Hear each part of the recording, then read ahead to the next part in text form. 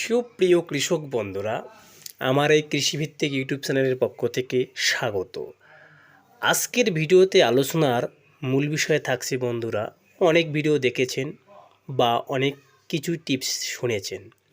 আজকে আমি আপনাদের যে বিষয়টা বা যে বিষয়ের উপর আলোচনা করব সেটি হচ্ছে আমার নিজের জমিতে আজকে কি প্রয়োগ করলাম এবং কীরকম রেজাল্ট করলো এবং ধান কীরকম হলো। শেষে আমি ধানও দেখাবো, পাশের জমিতে যারা চাষ করেছেন তাদেরও ধান আমি আপনাদের ছবির মধ্য দিয়ে তুলে ধরব।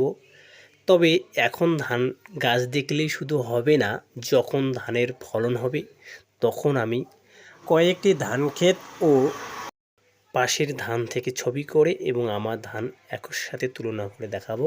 তবে আজকে আমি যে স্প্রে করব সেই স্প্রেগুলো, অর্থাৎ শেষে যে কী স্প্রে দিবেন এটা ম্যাজিকের মতো কাজ করবে, সেই স্প্রেটাই এখন ভিডিওতে তুলে ধরছি। বন্ধুরা, এই দেখুন, এটা আমার ধানের ক্ষেত। এই ধানের ক্ষেতে আজকে লাস্ট স্প্রে, কিন্তু বেশিরভাগ ধান এখন কিন্তু থোড় এসেছে, অর্থাৎ ধানের কিন্তু আর এক সপ্তাহের মধ্যেই কিন্তু ধান বের হয়ে যাবে। এই সময় আপনারা কি করবেন, এই টিপসটা কিন্তু কেউ দেয় না, কেননা সঠিক সিদ্ধান্ত বা সঠিক আলোচনা খুব কমই করে, কেননা আলোচনায় অনেক তত্ত্ব দেন কিন্তু সেগুলো খাটে। আলোচনার পূর্বে নিজেকে জানতে হবে, থিওরিক্যাল এবং প্র্যাকটিক্যাল বিষয়ে ধারণা না থাকলে সঠিক সিদ্ধান্তে উপনীত হতে পারবে না। তার জন্য বন্ধুরা দেখুন, আমি কিন্তু একটা কৃষক পরিবারেরই ছেলে, সেই হিসেবে আমি যতটুকু জানি এবং সেখানে যে রসায়ন বিজ্ঞান বা বিভিন্ন যে তত্ত্ব সংগ্রহ করে যতটুকু জানি সেটুকু আপনাদের সামনে শেয়ার করছি। সেগুলো আমি কিন্তু আমার জমিতে প্রয়োগ করেই রেজাল্ট পেয়েছি, সেই বিষয়টা আপনাদের সামনে দেখাচ্ছি বা বোঝানোর চেষ্টা করছি যে এটা আমি প্রয়োগ করি। চাইলে আপনারাও এটা ব্যবহার করে দেখতে পারেন। তবে বন্ধুরা, এই সময় বা এই পরিস্থিতিতে কিন্তু রাসায়নিক সার বা বিভিন্ন ধরনের চাপান টাপান এগুলো সার কিন্তু এখন কোনো প্রয়োজন নেই, এগুলো আগে সময় চলে গেছে। এখন আমি লাস্ট স্প্রে যেটা করব, দেখুন এখানে কিন্তু ড্রাম নিয়েছি, তার সাথে মেডিসিন অর্থাৎ আমি ভিটামিন নিয়েছি। এই ভিটামিনটার দাম খুবই কম এবং সস্তা। এখানে কি আছে, এখানে উপস্থিতি আছে জিঙ্ক আছে, বোরন আছে, কপার আছে, ম্যাঙ্গানিজ আছে। এইসব যে কাল মনে করো মাইক্রোনিউট্রন বা খাদ্যগুলি রয়েছে, এইগুলি কিন্তু এখন ধানের বিশেষ গুরুত্বপূর্ণ ভূমিকা পালন করে এই সময়টাতে। যে আমাদের যখন শীষ আসে এই সময়টায় সবথেকে গুরুত্বপূর্ণ। এই সময় যদি আমরা ধানের সঠিক ভিটামিন বা অনুখাদ্য তাকে দিতে না পারি তাহলে কিন্তু শীষ বা ধানের ছোট হওয়ার সম্ভাবনা থাকে। তার জন্য অবশ্যই আমাদের সেগুলো প্রয়োগ করলে ভালো রেজাল্টটা পাবো।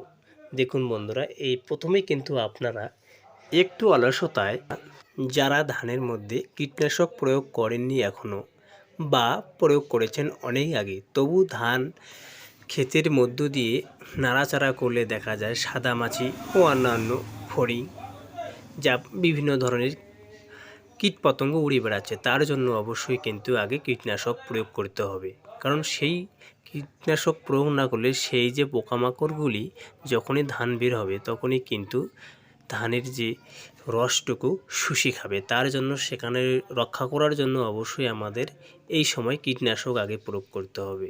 তবে বন্ধুরা, একটা কথা খেয়াল রাখবেন, কীটনাশক এবং ভিটামিন কিন্তু একসাথে প্রয়োগ করানো যাবে না, তার জন্য আলাদা আলাদা দিন নির্ধারণ করতে হবে। আগে বন্ধুরা কীটনাশক প্রয়োগ করবেন, তারপরে 2-1 দিনের মধ্যে অনুখাদ্য বা ভিটামিন প্রয়োগ করবেন, তাহলেই সুন্দর হবে। একসাথে প্রয়োগ করলে কিন্তু অনুখাদ্য কোনো কাজ করবে না।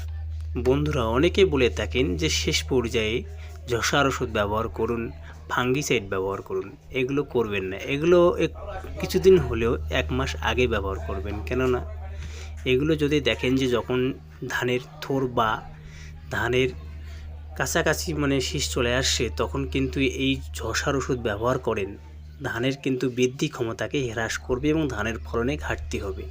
সেটা আপনারাও দেখবেন যে যখনই একটা ধানের বাড়ন্ত থাকে তখন যদি বেশি করে ফাঙ্গিসাইড ব্যবহার করেন ধান বসে যাবে। এই সময়ে ঝসার ওষুধ ব্যবহার না করাই ভালো, যদি করতেই হয় তবু সামান্য করবেন। তবে বন্ধুরা, এই দুটি মাস্ট, এই দুটো শেষে অবশ্যই ব্যবহার করবেন। প্রথম একটি কীটনাশক যেটা হবে অন্তর্বাহী বা সিস্টেমিক কীটনাশক সেটি ব্যবহার করবেন। তাহলে এটি প্রোডাকশন দেবে প্রায় 14 থেকে 15 দিন। এই 14 থেকে 15 দিনে শীষকে প্রোডাকশন দেবে এবং এর একদিন পর বা দুদিন পর যেটা অনুখাদ্য বা পিজিআর ব্যবহার করবেন সেটি আপনারা প্রোডাকশন পাবেন শীষটিকে বের করা এবং মোটা করার জন্য, সেটিও আপনার কাজে আসবে। বন্ধুরা, যে কীটনাশকটির কথা বলছিলাম এটির নাম হচ্ছে ক্রপশ্রীর ক্লোজ। এটি আপনারা শেষে ব্যবহার করবেন, দেখবেন দুর্দান্ত রেজাল্ট পাবেন। এই কীটনাশকটি ব্যবহার করবেন বিকেলের দিকে। এটি একটি সিস্টেমিক কীটনাশক। এটি ব্যবহার করলে 15 থেকে 16-17 দিন অবধি প্রোডাকশন গাছকে দিয়ে থাকে, যার ফলে সুন্দরভাবে শীষ বের হবে। তবে এটি ব্যবহার করবেন যেই দিন, তার পরের দিন আপনারা যে কোনো অনুখাদ্য ব্যবহার করবেন, তখন দেখবেন যে জমিতে একটিও পোকামাকড় দেখতে পারবেন না। কেননা এর কাজ ও রেজাল্ট তখনই বুঝতে পারবেন যে কীরকম পাওয়া রয়েছে এই কীটনাশকে। এবার আসি বন্ধুরা, যে অনুখাদ্যটি বন্ধুরা আপনাদের দেখিয়েছি এর নাম হচ্ছে গ্রিনকো কোম্পানির সুপার গ্রিন প্রোডাকশান। এটি ব্যবহার করতে পারেন জমিতে। এটি ব্যবহার করলে ধানের পুষ্টিগুণ অর্থাৎ মাইক্রোনিউট্রন বা অনুখাদ্য হিসেবে দুর্দান্ত কাজ করে। এটি ব্যবহার করতে পারেন প্রতি 16 লিটার জলে 50 গ্রাম হারে ব্যবহার করলে ভালো রেজাল্ট দেয়। এখানে জিঙ্ক, বোরন, কপার 6টি প্রাথমিক মাইক্রোনিউট্রন রয়েছে। এটি ব্যবহার করতে পারেন। না হলে আপনারা জিঙ্ক 20 গ্রাম, বোরন 40 থেকে 50 গ্রাম ব্যবহার করতে পারেন, তাতেও সুন্দর রেজাল্ট পাবেন।